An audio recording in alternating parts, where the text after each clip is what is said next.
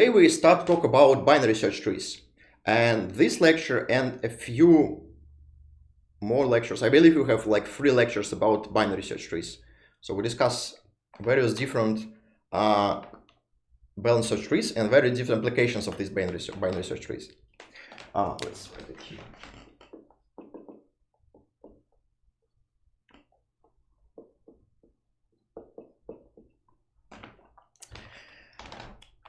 So what is a binary search tree? Binary search tree is very important data structure in the whole computer science. So it's like a base for many different data structures and for very different algorithms. So what can you do with the binary search trees? Most often applications of binary search trees are maps and sets. So you have set data structure. Set basically contains some set of elements. So you can add element, you can remove element, then check if element is in the set. And there is a map data structure.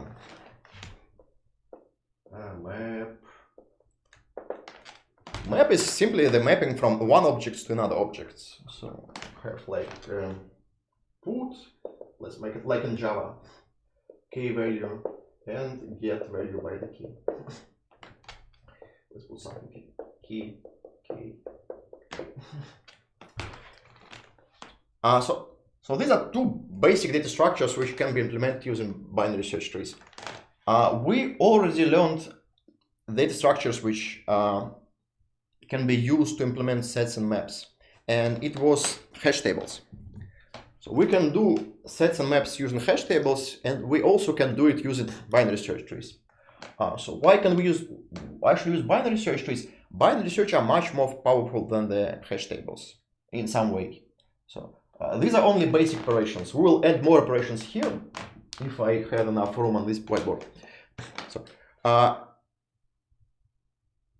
if you just need these operations, then most often hash table is fast. Usually hash table is faster and it is much easier than binary search trees. But if you need some more operations, which we'll discuss later, you may want to use binary search trees. Cool. Let's go. So what is binary search trees? To implement binary search trees, you need to be able to compare 2 different keys. So all the keys stored in your binary search trees need to be comparable with each other. So you need to have some way to check if one key is less than another key. If you have some numbers, it's easy, just compare 2 numbers, right? If you have some objects, you need some way to compare 2 objects. For example, if you have strings, you can compare strings lexicographically, yeah? So stuff like this. So you need some basically function which takes 2 arguments and tells if the first argument is less than the second argument. Like in C++. So if you know how implement sets and maps for different objects in C++, you basically when you implement set for some specific structure, you need to implement a comparator. It may be inside function or maybe some separate function which compares 2 elements, stuff like this. So you need some way to compare 2 elements with each other. Cool. So how it works? So binary search trees is basically a binary tree, like it mentioned in the name. So it is a binary tree. Binary tree means each node of the tree have 2 children nodes. It's left child and right child. So each node have 2 children. One child is left child, another child is right child. Some of children may be absent. So some element may have only left child, or some element may have only right child, or it may have no children at all. Like here it has no children. Something like this. So that's how the binary tree looks like. So each element have at most 2 children, and these children are named. So one child is left child, another child is right child. What property do we have in the binary search tree? We have very simple property. Simple property is if you have some element x in one of the nodes of your binary search tree, then all elements in the left subtree. So if we take the left subtree, the whole subtree, then all elements in this left subtree are less than x. And all elements in the right subtree are greater than x.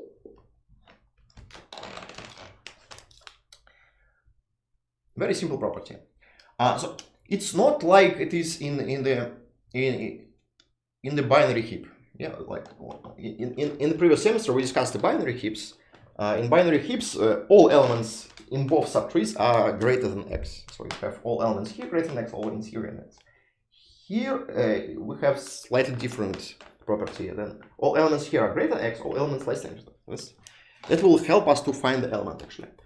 So let's make some example. Let's say we have some number 10 here. Let's have something like 5 here, 1 here. So all elements in this left subtree are less than 10. And all elements here must be greater than 10. Let's say we have 25 here, like 13 here, 32 here, and like 28 here. So that's a nice binary search tree. Cool. So how to use binary search tree? The basic operation is binary search tree is basically the find element. So how do we implement the operation contains? So let's start with this operation. So how to check if the given element is in your binary search tree? Pretty simple. So let's say we're trying to find key. What's 13? So let's say we're trying to find the key 13 in our binary search tree. How to do it? We start from the root. So we start from the root of the tree and check what key is in the root of the tree. In the root of the tree, this key is equal to 10. And we are looking for element 13. So if element 13 is in our binary search tree, it must be in the right subtree because it is greater than 10. So we go to the right subtree and look here. Here we see element 25. So 13 is less than 25. So it must be in the left subtree of this element. So we go to the left subtree and look here. Here we see element 13. It is equal to 13. So okay, we find its element. That's all. Pretty simple procedure. So again, it is a recursive procedure. No, it may be, you can do it recursive way, you can do it without recursion basically. So you start from the root, and each time you know in which subtree to go. So if you're looking for the element greater than the element in your current node, you go to the right subtree. If it is less than your element, you go to the left subtree. It is equal, you find your element. Very, very basic operation. What is the time complexity of this operation? Time complexity is basically depends on the height of the tree. So time complexity depends on the number of elements you visit in your recursive procedure. So you visit this element, and this element. The total number of elements you visit depends on the height of your tree. Height is like the maximal distance to the element in the. So this number of elements you visit on the longest path from the root to the child is called the height of the tree. Let's do some. Just use h for simplicity. We can do no. You don't need breadth search. No, breadth search is from another topic. No, it's not useful here. Yeah. Again, you every time you have only one option. You never go to both subtrees. You know in which subtree to go. So your recursion have only one recursive call. You can implement without recursion actually. So you can start from root, and each time you go to the left subtree or to the right subtree. You never go to both subtrees. Very simple. So you don't need any depth search, breadth search, any of this.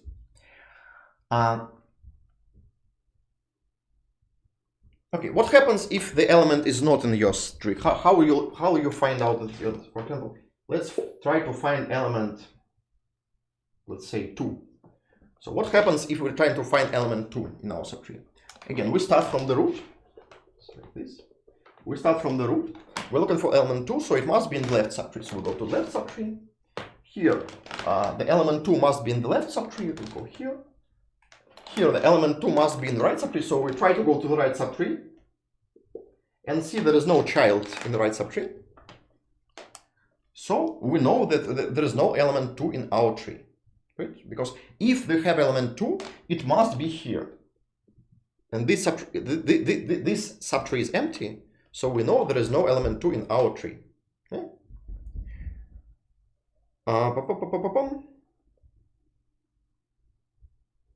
We'll discuss trees in the next lecture. Today, let's just wait a little. We'll talk about it.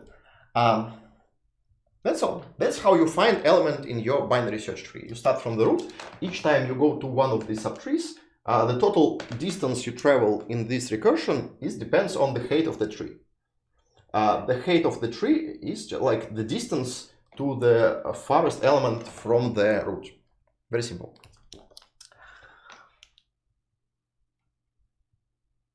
Let's stop here for a little. Yeah. First, let's discuss all other operations. Let's keep it in some let's keep like a plan. So how to implement all other operations? For example, how to add new element to our balanced search tree. Again, we try to add some elements. Let's try to add some elements. For example, let's add something. Let's add 18. Why not? So what happens when you add new element in your binary search? You simply, again, you try to add element to some position of your tree. Yeah. So you try to find a good position for this new element. How to find a good position? In the same way, we start from the root. See that we need to add element 18. Element 18 must be in the right subtree. So we go to the right subtree. Here we see element 25. So element 18 must be in the left subtree. So we go to left subtree. And here we see the element 18 must be in the right subtree. So there is no right child in this node. So we just add new child here and put our new element in this position. That's also. It is the same recursive procedure. We start from the root. Each time we go to the left subtree or to the right subtree. When we see there's no element in the current position, we just add new element in this position. That's all. Very simple. Should I write the code, or is it clear by now? Or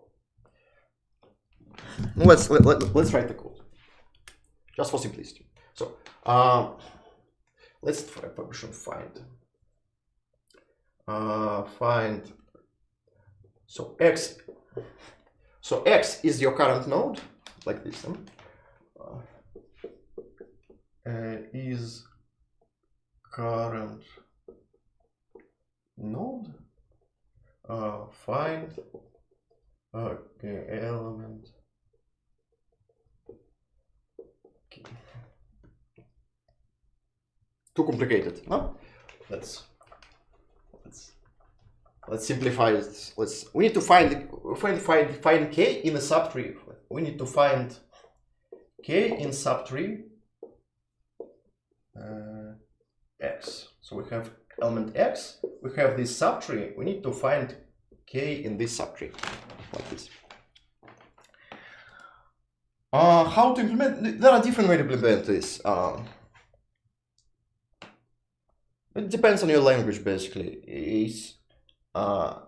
Sometimes you can just use objects, so you can make object for each node. So you can create like class node. It's Java style, and each node have two pointers to the left node and to the right node. So we have this int key and node left and right, like this. So it's like It's more like Java way to implement this. If you want something more efficient, because in Java usually you don't want to have a lot of small classes. Well, it's depends on what you want to achieve. If you just want to have some pretty fast data structure, that's fine. If you want to it be very efficient, like in competitive programming, is you mostly most of you are from code forces, so competitive programming. Then slightly more efficient way is not to have the big number of small classes, but just to have this array. So you can assign some indices to all the nodes and just have the two arrays. So you have like int array of left pointers and int array of right pointers. So if you take the index of the node, then the index of the left child will be left of x and the right child will be right of x. Now you only need these two integer arrays. It's far more efficient than have this array of small classes, but small objects. But it depends on what you're looking for. You can try to implement it in various ways and check which implementation is actually better. I don't want to talk much about implementations because it kind of depends on what you're looking for actually. So you can try to implement it in various different ways. I just leave it to you. I will implement it in some pseudocode. If you want to achieve some faster implementation, you can try to implement it like this, for example. So I'll just leave it to you. So how to find the element in the key? So this find will return the node corresponding to the key equal to k. So how to find element? So it will return node. We'll see. So if the tree is empty, then we return null. That's simple. In the empty tree, there is no key k, obviously. If x k equal to k, it means we found the node we're looking for. So we just return x. If it is not, we try to look in the left subtree or in the right subtree. So if k is less than our key, then we look in the left subtree. Find x left k, and else we look in the right subtree.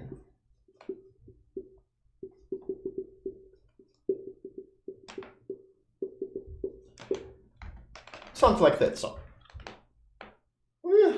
not the best implementation, but good enough.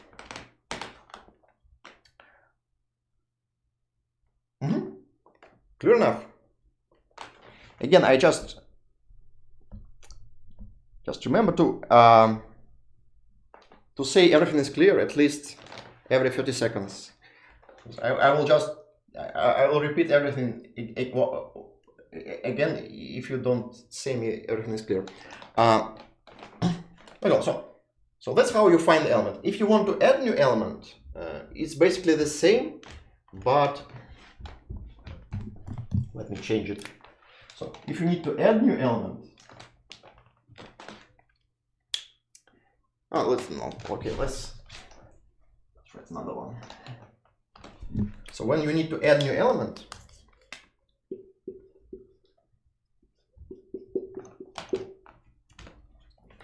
the easiest way to implement the function which adds new element in the subtree is to make this function return the new root of this tree. So this function will add key k to subtree x and return the new root of this subtree.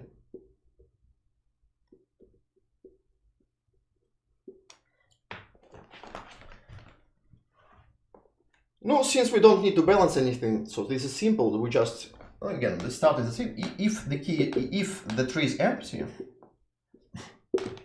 we just create a new tree of size 1. So we create a single tree of this single element. So we just return node of k, like this. So we create a single node and make a single tree of a single element. And again, if k is less than xk, then we go to the left subtree, add this new element to the left subtree, and then if the root changes, we add this new root as a new left subtree. So it's like this.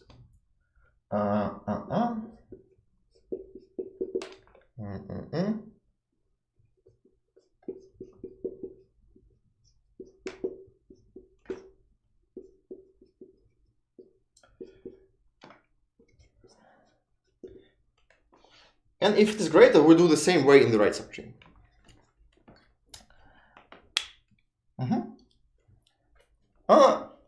By now it is kind of strange with we return x. We will return x here, and we will return x here, and here we'll return node. So in future it will be slightly more complicated because we will need to balance the tree. But by now it's kind of simple. Okay, is it clear? Again, you stop to tell me that everything is clear. I'm kind of confused.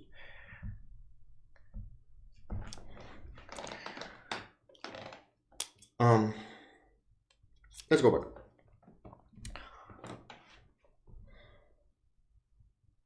Cool. So that's how you check that elements in your subset. So make this, we make this. Now let's try to remove element from the tree. Removing element from the binary search tree is slightly more complicated.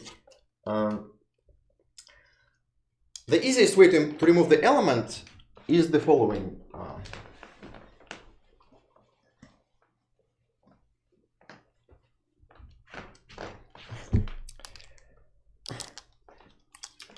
So let's say you have some element x, yeah? And you want to return to remove this element. So you want to remove this element x. The problem is that if you remove this element have two children. So you need to deal with these two subtrees. So you have some subtree here, you have some subtree here. If you just remove this element, you need to do something with these two subtrees. The easiest way to handle this is the following. Let's find the next element after the x. So let's find the closest element to the x in these subtrees. For example, you can go to the right subtree and find the minimal element in this subtree. So to find the minimal element, you simply go straight to the left until you reach the minimal element in this subtree. So that's all. We have some elements here. Let's look on this element y. This element y is the smallest element in this right subtree. So what we can do now is to swap this element x with this element y. So you just let me draw this. Let me draw this.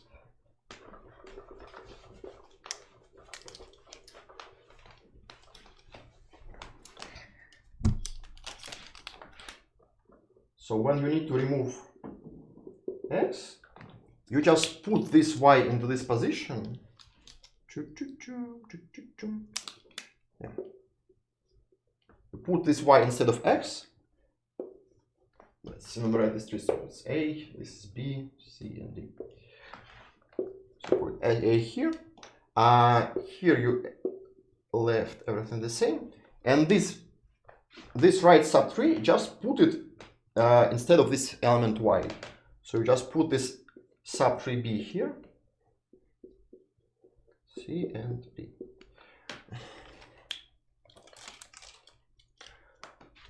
That's the easiest way I know to remove the element from the binary search tree. So again, how to remove this element? You go to the right subtree, then follow to the minimal element in this subtree. Then take this minimal element, put it instead of this element x. So you put this y here, and then this element have only right subtree. So you just replace this y with this right subtree. So put this b here instead, and that's all.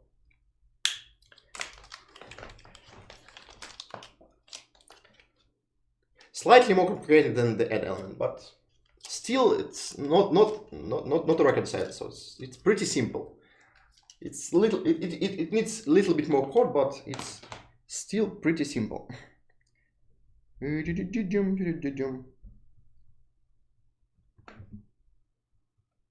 Yes. We'll go to the balancing right now. Let's just wait a little. Я не совсем понимаю. Oh, sorry.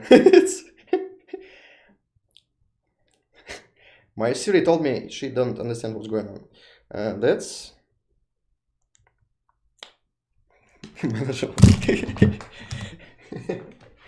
okay. Let's go. So now we know how to implement all these free operations, and time complexity for all this free operation depends on the height of the tree. So all these free operations, for these operations it's pretty simple. For remove operation, again, the time complexity depends on the number of nodes you visit. So you need to visit all the nodes on the path to the x, and then all the nodes on this path. So total number of nodes you visit is again linear on the height of the tree. So all free operations are linear on the height of the tree. Now, what may be the height of the tree if the tree contains n elements? No, it depends on the structure of the tree. So this height depends not only the size of the tree, but on the structure of the tree.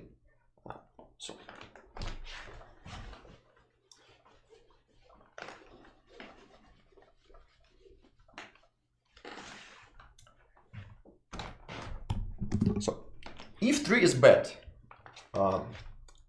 what may be the maximal possible height of the tree? No, it's obviously the maximal possible height of the tree is when all elements belong to the same long path. So you have something like you have a long of elements. So for example, each element have only one child. So you have something like this. So if you have binary search tree like this, the height of this tree is obviously linear. So the height equal to n.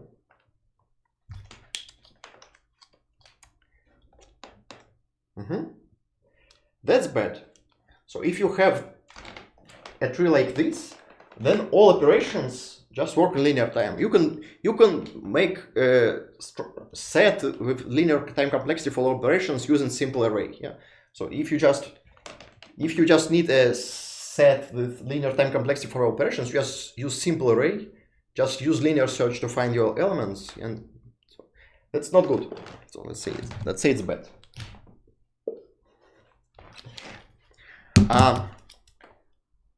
What is the minimal possible height of the tree? Minimal possible height of the tree is when you have a perfectly balanced tree, like we have in the binary heaps. So if you have perfectly balanced binary search tree, something like that, then the height of the tree will be log n, right?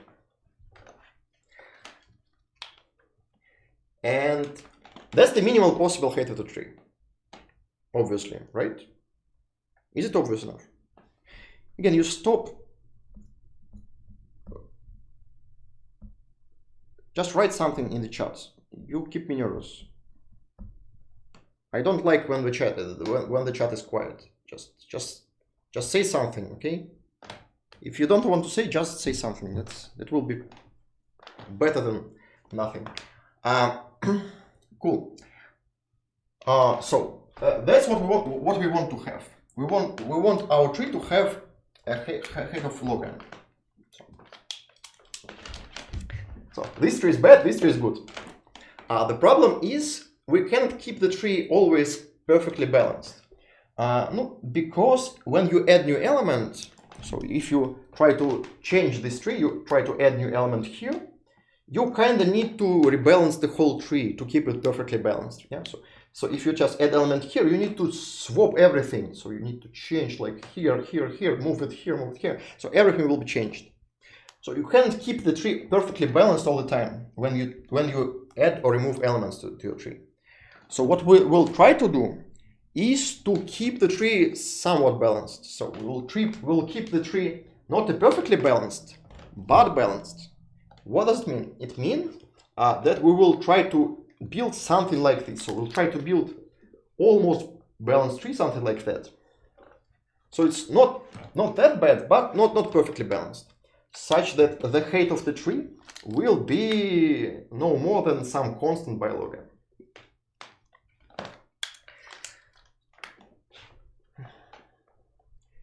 If we manage to have this height of the tree, then all operations here will work in log n time. Right? That's the plan. That's the plan.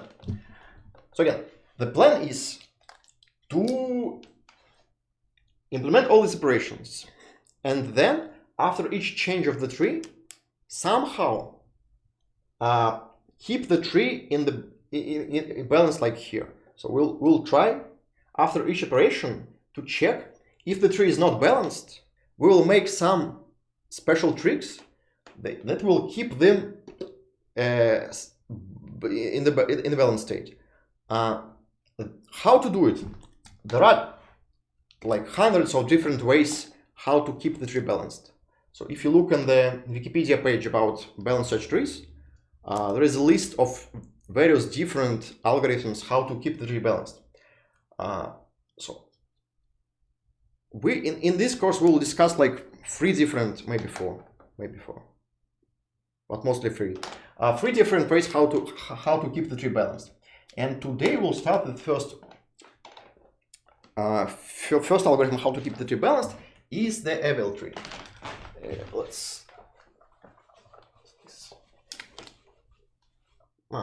I'll just write it here.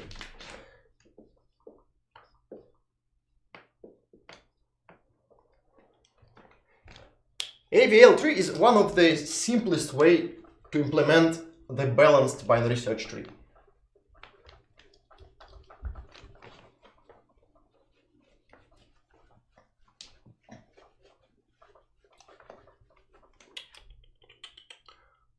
Yes, I need to erase everything.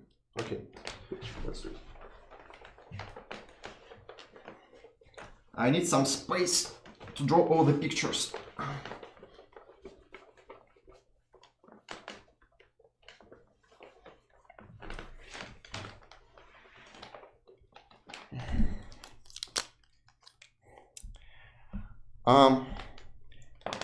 Cool.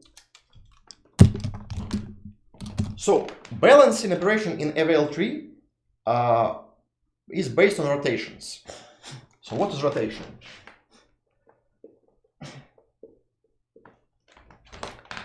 Rotation is a very simple operation which modifies the structure of the tree, but keeps it a valid binary search tree. So we want to make some simple operation which changes the structure, but keeps the tree same set of elements and keeps the tree correct binary search tree. So how to make rotation? You have two nodes basically. You have this x and you have this y.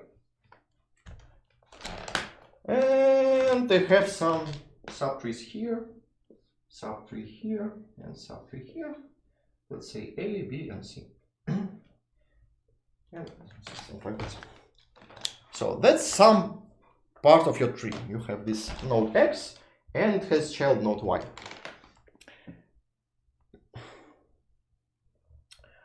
So how to make rotation? Rotation is a very simple operation. So you take this node, or take this edge, and kind of rotate this edge. What happens when you rotate this edge? You make this Y the root of the tree, and make this X the left child of this tree, of this Y. So when you make rotation, you make this Y the root, and make the X the child of the Y. And now you just put all these subtrees in the same order. So you put A here, B here, and C. So this y is now the root of the tree. That's all. Now let's see. This operation keeps the tree the valid binary search tree. No, let's see why. Let's look on the ordering of the elements. The main point is to keep the same element in the same order. So if one element is less than another element, it must be in the left subtree. If it is greater, it must be in the right subtree. Yeah. So we need to care about the order of the elements in this tree.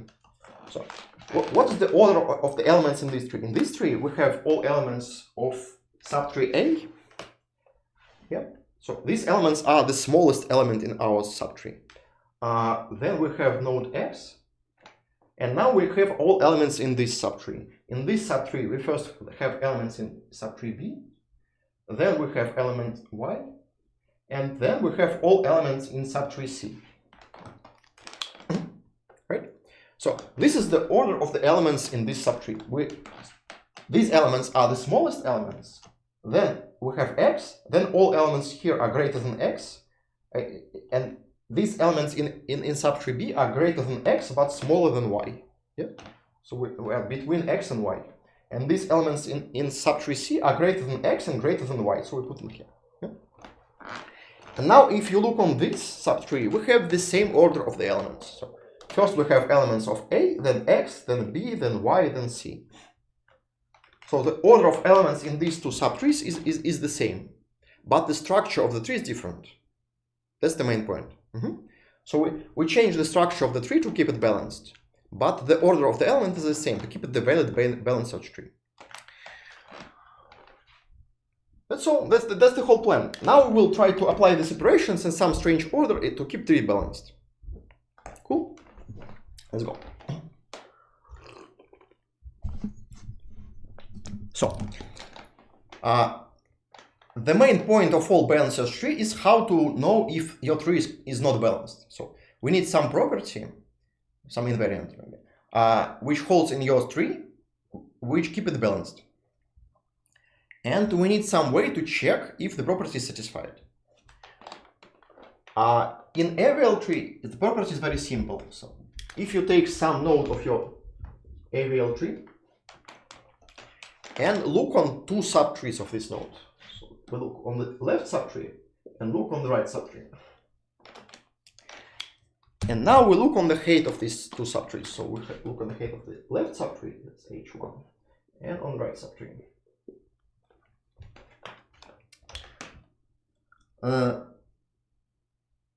The property is very simple. The difference of these two heights must be at most 1. So if we go on difference between H1 and H2 must be at most 1. It means that we have either two subtrees of the same height, or we have two subtrees of height which change by 1. And this property must be satisfied for all nodes of your tree. So for every single node, if you look, so you have some, not only for the root, but you have also something here. So if you take any node of your tree, look on the left subtree, look on the right subtree, the difference must be at most 1. Now let's write some example again. For example, we have, so this is the root node. Let's have something here.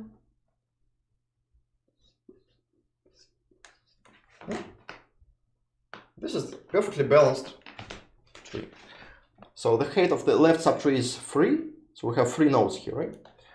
So the height of this subtree must be from 2 to 4. So let's say 4. So let's try to build tree of height 4. So it's 4. So it must have children of, let's have something like that. And 3 here, right?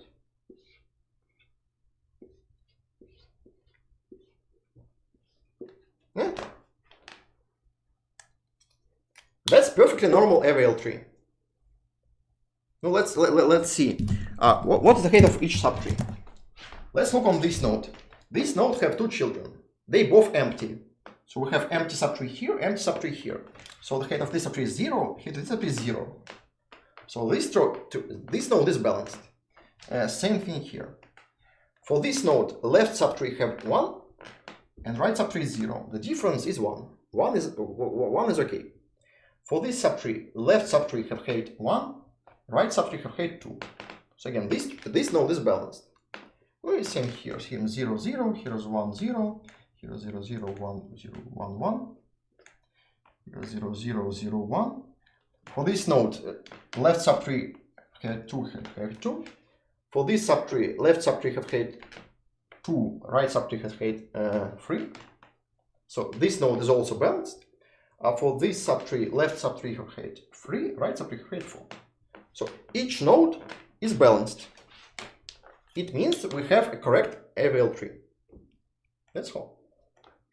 Now, if you look on this tree, it doesn't look like a perfectly balanced tree, right? So it's not as pretty as the tree in the binary heap, but it works.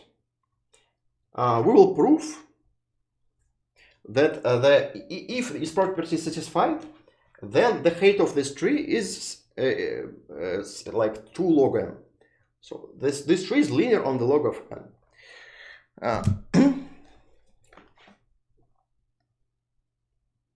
Let's see. So why this property is enough to keep the tree balanced? No, let's see. How we'll prove that height of the tree is logarithmic? Very simple way. So again, let's. Do I have enough space on this? I plan to have enough space on a single whiteboard to explain everything about AVL tree, but this example is kind of okay. I'll try. I'll still try.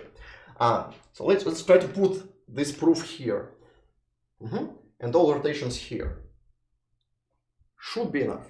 It should be enough. So let's prove that if this property is satisfied, then the height of the tree is logarithmic. Okay. How we'll do it? So we want to prove that. So this we want to prove that height is at most some constant factor by log n. What we'll do is to change this in equation to an equation of n. So if we just move this c to the left and then calculate power of 2 of this, it is the same as we want to prove that n is at least 2 in power of h over c, something like that. So is it clear enough? So I move this c to the left and then calculate power of 2 of both these sides. Good. And now I will just, is correct? Yeah. I'll just put this c inside of here, so it's 2 in power 1 over c power h, like this. Call this alpha. So I need to prove that n is greater or equal than alpha in power h. Now, instead of proving this, I will prove this. So I will prove that if I increase the height of the tree, the number of elements will grow exponentially.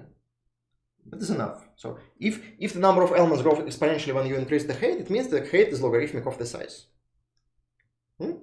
Obviously. Okay. Let's prove this. How to prove this? By induction.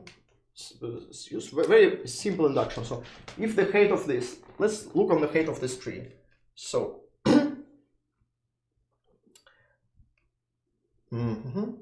let's say that f of h is the minimal number of nodes in tree AVL tree of height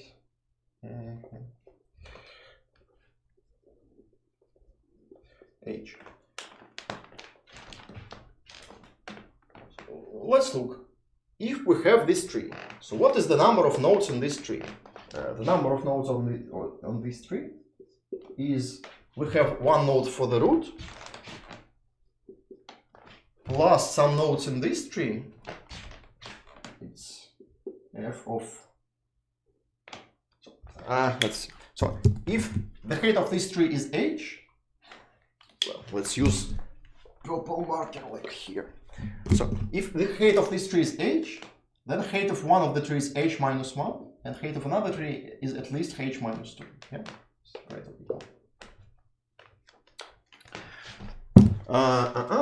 so it's h minus 2 plus f of h minus 1.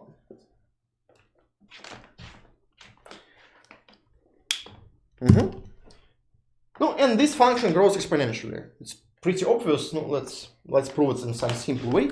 Let's just say this is greater or equal than 2f of h minus 2. Yeah. And this is obviously grows exponential, right? So f of h is at least square root of 2 power h. Now I say alpha is equal to square root of n, so yeah? Good enough proof. Cool. So we just proved that if somehow we have this property satisfied, then the height of the tree will be logarithmic, so all these operations work in log n time. That's the whole purpose of this balancing. So we need to keep some property of the tree which keeps the tree balanced. For example, in AVL tree we have this property. So we need some property which keeps the tree balanced, and also which can be preserved when you make operations in your binary search tree. So when you add or remove elements, you need to be able to rebalance the tree to keep this property satisfied. Cool. Also. Так. Go. So how to keep this property satisfied? Very simple way. Let's see. What happens when so you have some balanced AVL tree. Now you make some change. So you add or remove some element from your binary search tree. What will happen? It may happen that this property will no longer satisfy. So this difference of these two heights may be more than 1 when you add it. So for example, in this tree, if you add new element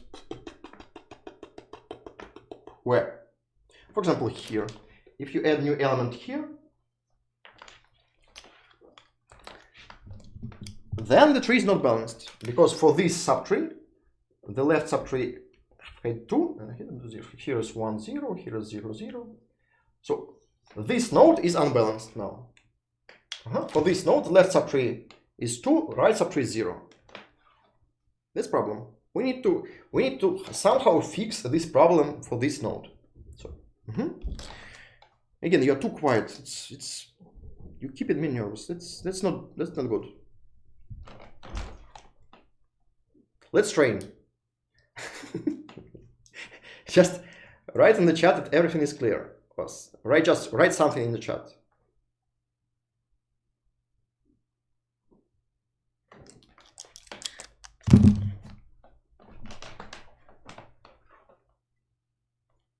No, everybody. Okay. Just write one post to the chat.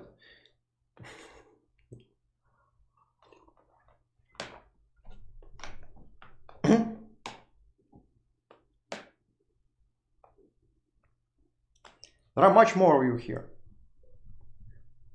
For 20 people watching. Okay.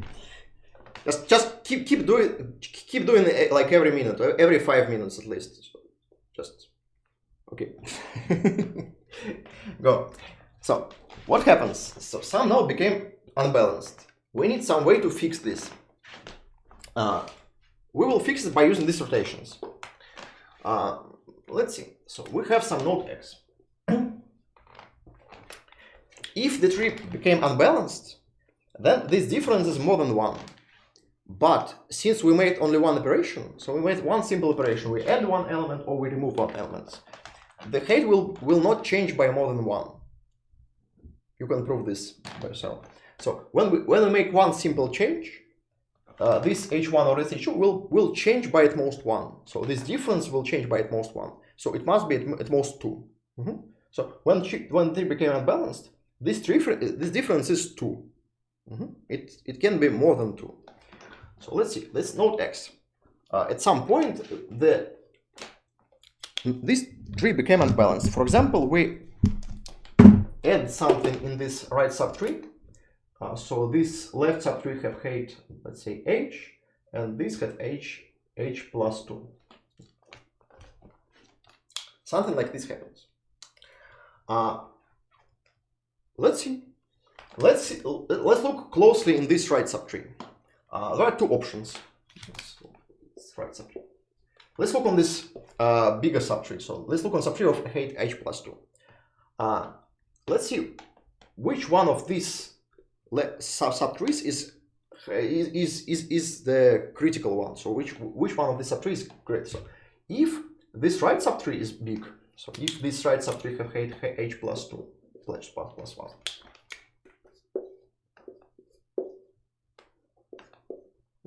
A, B, C.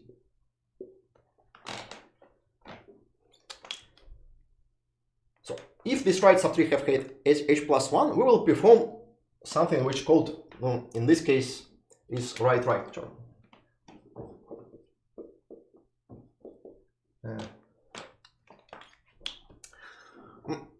Let's see.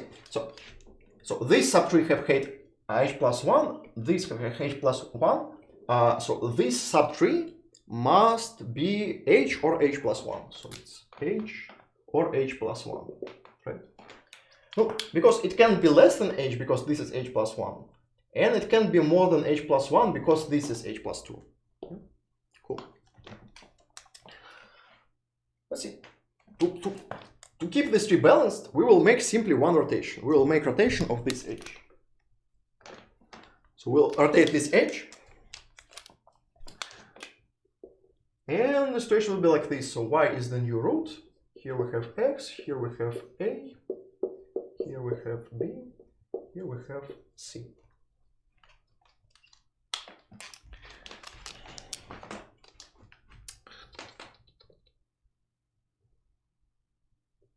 That's all. That's all. Now, let's look at it. Now the tree is balanced. Let's see. The height of the h, a is h. Height of b is h or h plus 1. Height of c is h plus 1.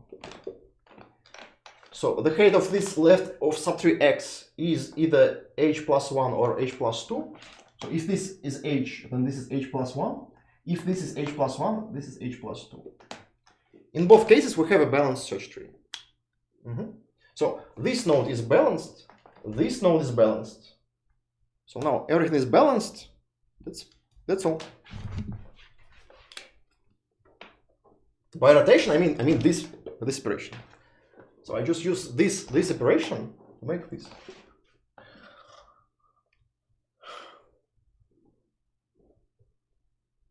It's the same picture. Yeah, so look here and here, it's the same picture.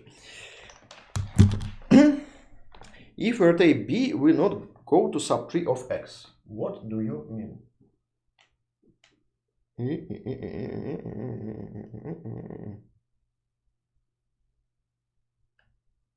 I don't get it. So again, this operation just make one node balanced. So we look on this node x. Now it is unbalanced, and after this rotation, we have the same tree, but all nodes are balanced. So this node x is balanced, this node y is balanced, so everything is balanced. Inside these subtrees, we just assume that everything inside the subtrees is okay. Now we'll simply, when we make an expression here, we simply go from, let's keep, so after you add one element, some nodes became unbalanced, right?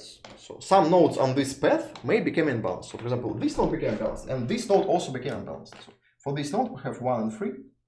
So both these nodes became unbalanced.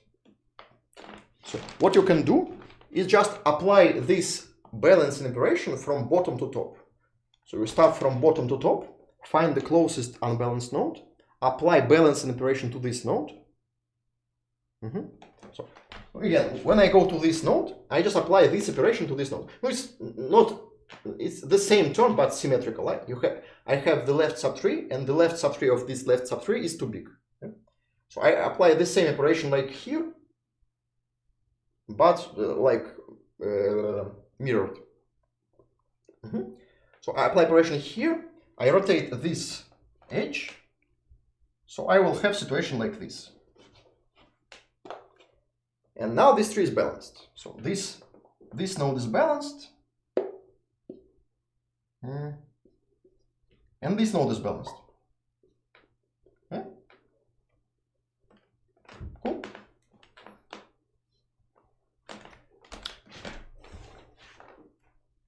That's all.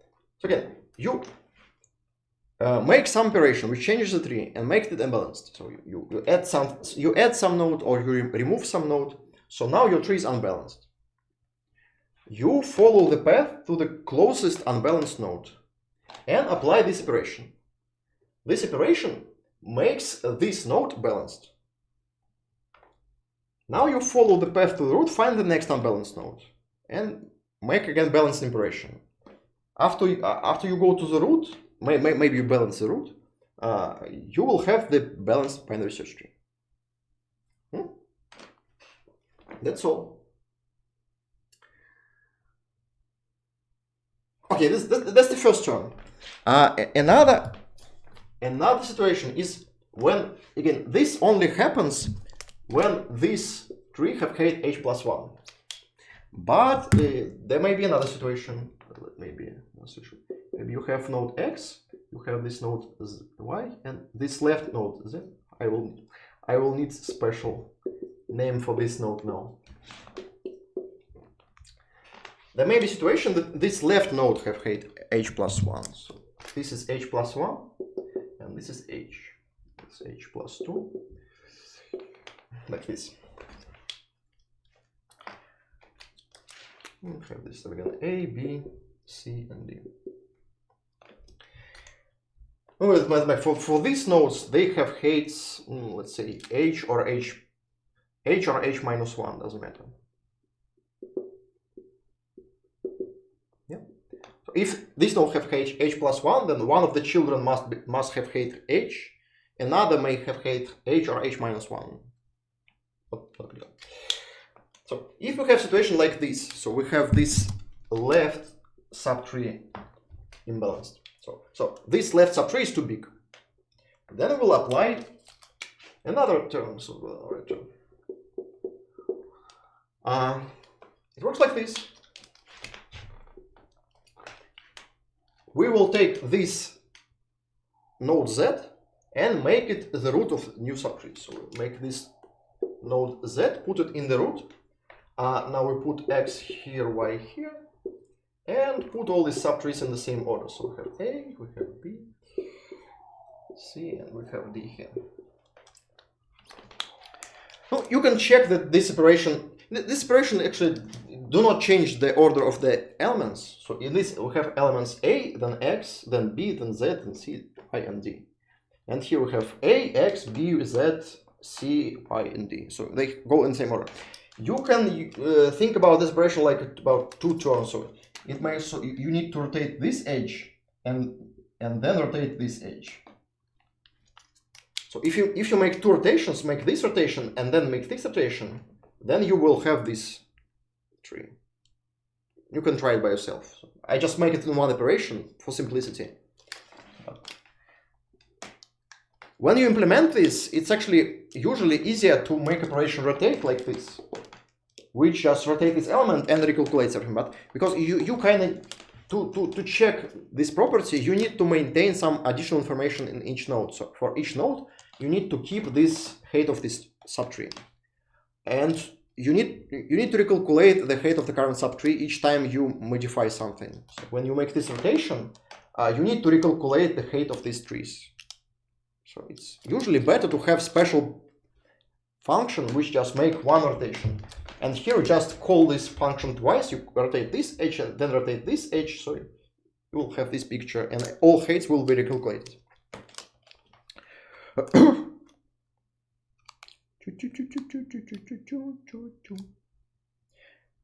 Yeah, if you just have the tree and you need to check if the tree is balanced, then you need to calculate all heights. So you need to spend linear time to iterate through all elements of this tree, calculate all the heights, and so on. The trick is to keep this information when you change something. So for each subtree, you keep this number inside this node. So for each subtree, you know the height of this subtree.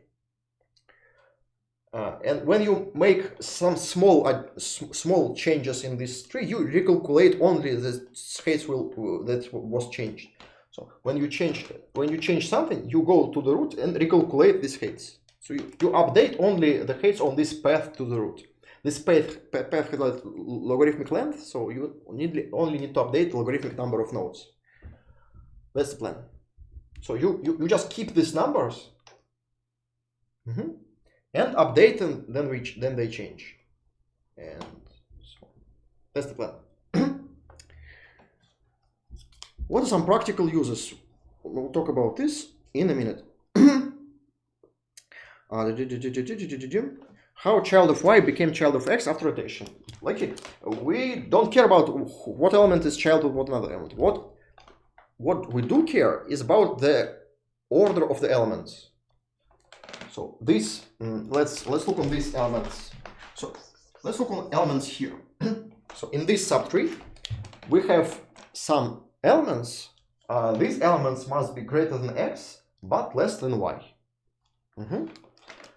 What happens in this situation? In this situation, we have elements here are less than y, but greater than x. It is the same set of elements. So we can make this operation, and the tree still will be correct binary search tree. So we can just reconnect some trees to another. So we can make child of one node the child of another node. That's fine. That's fine as soon as we keep the order of the elements the same. Okay. Let's go back here. Again, if you have this left subtree of the right subtree is too big, then we apply this term, and after this term, let's check that everything is balanced. So this is h, this is h or h minus 1, this is h or h minus 1, this is h. So these three have h plus 1 and h plus 1. So all the nodes are balanced. Right? It looks so. So this node is balanced, this node is balanced, this node is balanced. So everything is balanced. That's all. That's all. So again, how to implement this? You make the same operation like we did before. So you make a recursive procedure. You go to the some point of so. For example, when you add new element, so you add new element to your tree. So you start from the root, go to some position of your tree, then add the new element here. So you add new element to some position of your tree. Now you go back from your recursive function and go back and recalculate all the heights of these trees. No, the only trees will change the height are these elements. So only these nodes will change the height of the tree. So you go back and recalculate the heights. Then at some point, if you see that some node is unbalanced, for example, you go here and see that here you have h plus 2 and here plus 2 and here you have h. So if you find some unbalanced node, when you go back from your recursion, then you apply one of these balancing operations. You apply this balancing operation. Now this node is balanced, everything below is balanced. So that's fine. You just go to the next node and so on until you find the next unbalanced node. If you find the next unbalanced node, you apply one of this operation. This node is balanced, everything below is balanced. Then you go next. And that's until you go to the root. If root is unbalanced, you balance the root and so on. In the end, you will have the whole tree is balanced. That's the plan. Okay.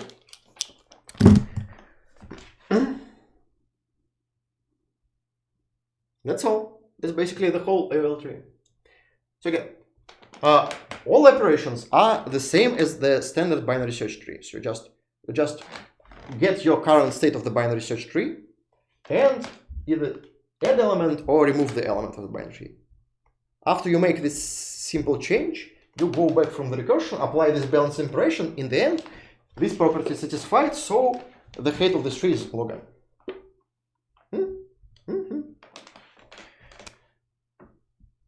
Can you see in order traversal of the tree should be the same? Yes. You can specify the order elements by traversing the whole tree. Yes, if you just iterate all elements by following the left subtree, then root, then right subtree, and look on the order of the elements, that will give you the ordering of the elements. Yeah, and it should be the same in after you make this rotation. And it is the same here in these two cases and these two cases. That's all you need to check, that the order of the elements is the same after you make this rotation. Yeah. If you try to implement this, I highly recommend you to have the special function which just checks that your current state is consistent.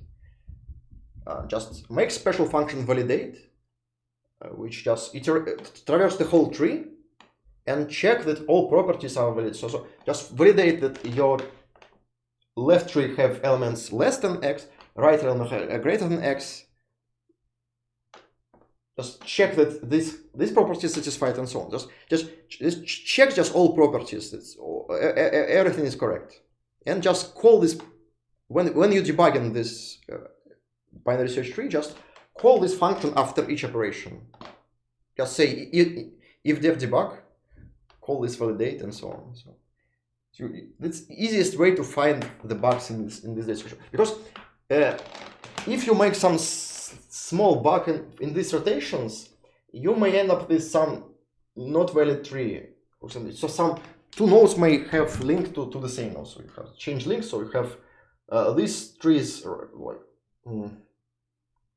let's say if you have link from here to here, for example, just forget to say link to here. So you make the link to Z. So this tree became invalid tree, just not a tree. And now all operations which assume that this is tree will do something very strange. You may either have cycles. So you may have this y, the child of x, and here this y is child of x, and there x is child of y. So if you forget to change this link, you may have this y, the child of y, something like that. So we have cycles, and that will be a problem when you apply more operations. So I highly recommend, if you're trying to implement this, just to write a special function which checks that the current state is valid. Good.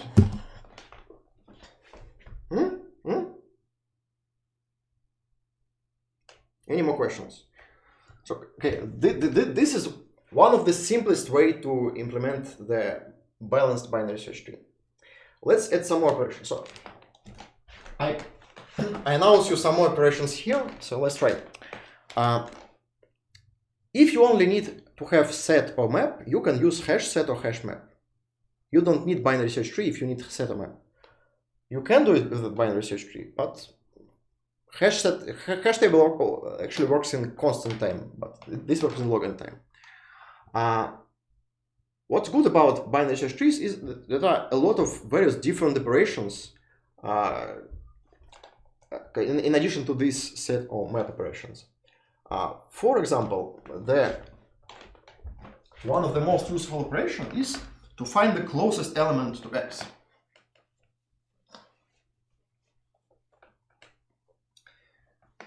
So if you just need to find element equal to x, it's simple. You can do it with hash table.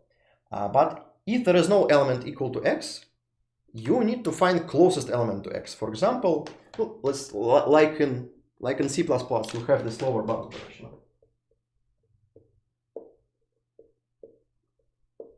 X. In C++ set, you have lower bound operations. It's called lower bound. I will just use C++ notation here. What does it do? It finds the closest element to the right from x. So it finds minimal y greater or equal than x. So in your tree, you need to find the smallest element, which is at least x. So if there is x in your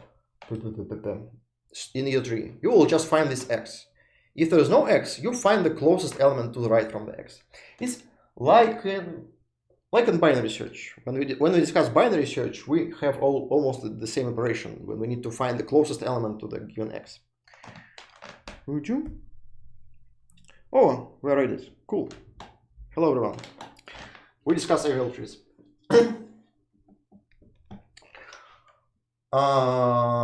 Go.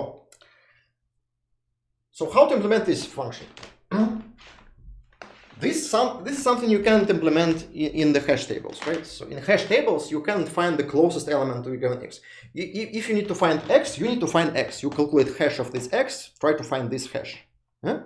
If you have something which is not x, you can't find because you don't know the hash of this element.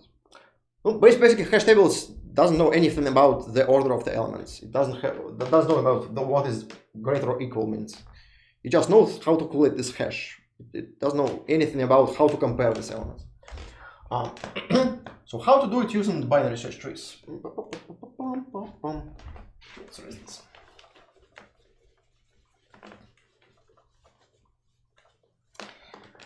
And this.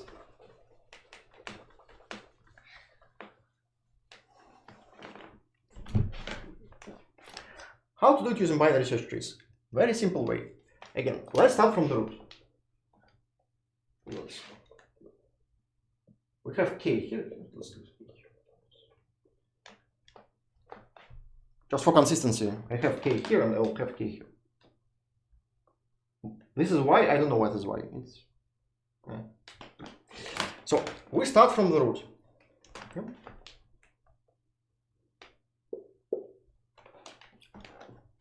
In the root, we try to find the element which is at least k. Look on the root. If the root k is less than k, what does it mean? It means that all elements in the left subtree are also less than k. Yeah? So if x is less than k, and all elements here are less than x, then all elements here are less than k, obviously. Yeah? And you're looking for elements greater or equal than k, then all of these elements are bad. Yeah? So you don't need to go to the left subtree because all elements here do not satisfy this property. So you need to go to the right subtree. So you go to the right subtree and try to find your element in the right subtree. So again, if the root element is less than k, then you go to the right subtree and try to find your element in the right subtree. Good. If the root is greater than k, greater or equal to k, let's say, then what happens? First of all, this element is good. Yeah, this element satisfies your equation. So this element is a good candidate for this minimal element. So let's save them. Let's save this element. This element is good. Now, all elements in the right subtree, are also good. So all elements here are good, but this element is better because we're looking for the minimal element. So all these elements are greater than x. So if we need to find only minimal element, we don't need to go in the right subtree. All these elements will be worse than this element. So we don't need to go to right subtree. We only need to look in the left subtree. So if the root element is greater than or equal to k, we go to the left subtree and try to find something here. If we find some other element in this left subtree, well, we just update our result. So if we find another candidate, it will be better than x. If we don't find anything here, then x is the result. That's all. That's the whole plan. Cool. That's one of the important functions for the balanced search trees. So in balanced search trees, you can find not only the existing element, but the closing element to it. No, basically, what does it mean? You have some sequence of elements, yeah, in increasing order, like we discussed when we discussed binary search, yeah. And you want to find for given k the position in this sequence. So you find this k. So all elements here are less than k, or elements here greater or equal than k. So you want to be able to find the position of key in the given array, in given sorted array. And also you able to add and remove elements to this array. So you can add or remove elements into this sorted order of elements. That's what we can do with the arrays, right? So if you just need to find this element, you can use binary search on the array. But if you want to update your array, so you want to add elements or remove elements, you need to have binary search tree. Good. Okay, final thing. Let's have one more.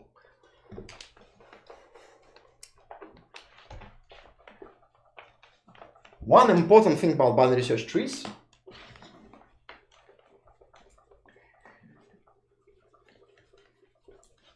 we will try to implement segment trees using binary search trees. So we spent like 3 or 4 lectures discussing segment trees. Let's try to do all the same operations using binary search trees.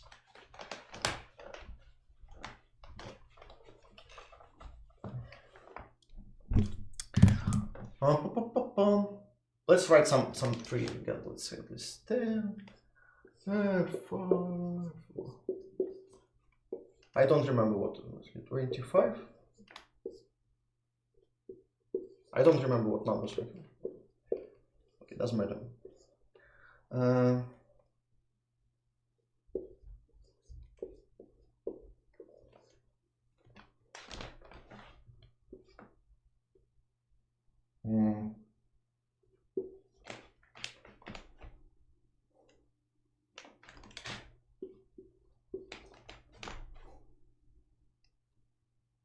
Perfect.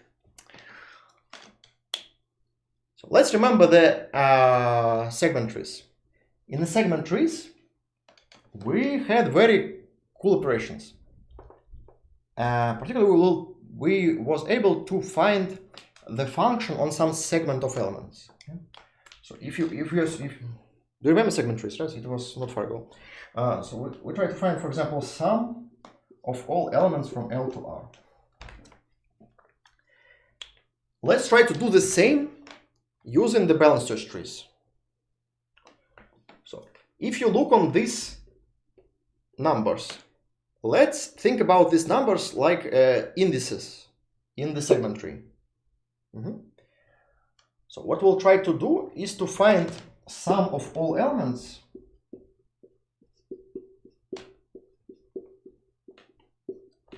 with keys from L to R. Doesn't matter. So let's take some segment of indices of all keys, and try to find the function of all elements inside this segment. So in segment trees we have segment of indices in the array. Here we don't have the array, we have some tree. But in this tree we have this. If you look on this tree, it actually represents the order of elements. So we have these elements 1, 5, 10, 25, 28, 32, 45. So we have all these keys. And what we want to do is to take this sequence of keys as an array, try to find segment in this array, and find some function on this segment. Let's see.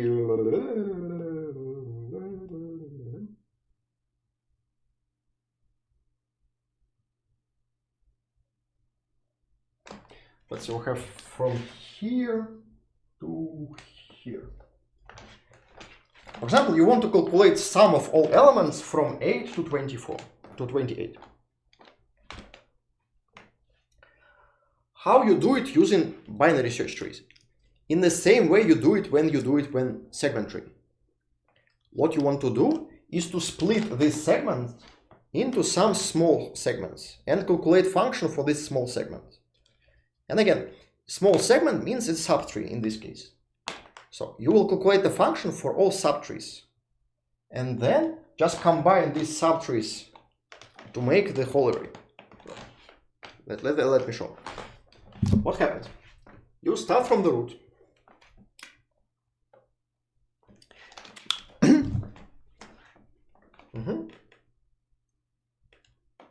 Now see, for each tree we need to first pre-calculate the segment corresponding to this tree. So for each tree, let's calculate the minimal and maximal element in this tree. So here we have 1 and 1. Here we have 9 and 9. Here we have let's draw it like segments. So each subtree represents a segment of keys. Yeah? So here we have keys from 9 to 9. Here we have keys from 1 to 1. Here we have keys from 8 to 9. Here we have keys from 1 to 9.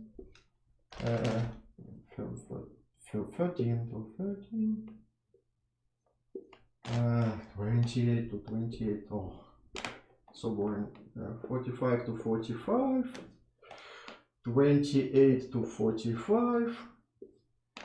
13 to 45. 1 to 45. So I just calculated the minimal and maximal key in each subtree. You can keep these values when you make all rotations and stuff. Now, when you want to calculate the sum on a segment, you just make the same thing you do in the segment tree. You start from the root and try to make a recursive function which calculates your sum. So you start from the root. See, if this segment is completely inside, you just add the sum in this segment to your result. If it is completely outside, you just add nothing, just return. If it is something else, then you make two recursive calls. So we start from the root. See that first of all, this element is inside this segment, so we add this element to our result, and then make two recursive calls. Here, recursive here. Here we go to the left. See, this element 5 is outside. So here, this element outside, but it corresponds to segment from 1 to 9. This segment intersects with yours. So this node corresponds to this segment. In this segment, there are some elements you need in your sum. So you make two recursive calls, like in segment tree. So you make recursive call here. This segment is completely outside, so you return from the recursion. Go here. This segment is completely inside. So this segment corresponds to this segment. This segment is completely inside. So when segment is completely inside, you just take this sum and add this sum to your result. That's all. Now we go back, go here, add this to your result. Now go back here, add this to your result. Okay. And this. It's boring.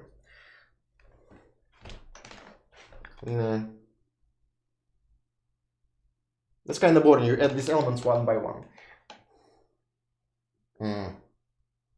Not interesting. But if you have something else, let's say it's one element, 11. So you have 11 here. So when you go here, this corresponds to segment from 11 to 13. Then this node contains the sum on this segment. So you take this segment, add this segment to your result. So here you have this segment. That's all. Total time complexity will be log n by the same reasons like in the segment trees. Because each time you split into two, when you split into two recursive calls, it means that you contain one of the borders of your segment. You have only two such segments on each layer. You have log n layers, so on each layer you have at most two, so you have at most two log n knows when you have two recursive calls and stuff. So that's all. So total number of recursive calls will be up to log n. And that's actually interesting because now you can you can do all the same stuff we did in the segment tree, but you can also put new elements like in between of the already existing elements. So you can calculate the sums on some segments, and also you can put new elements like in the middle positions of your array. So it's also you can make operations on segments. You can make lazy propagation like in segment tree, but in the binary search tree in the same way. So each node may contain some operation which should be applied to all elements in this subtree. When you go to this element, you just propagate this operation down to your children in the same way like in the segment trees. So you can make also changes on the segments of elements. That's all. And this is kind of important, which we will use later in some more advanced data structures.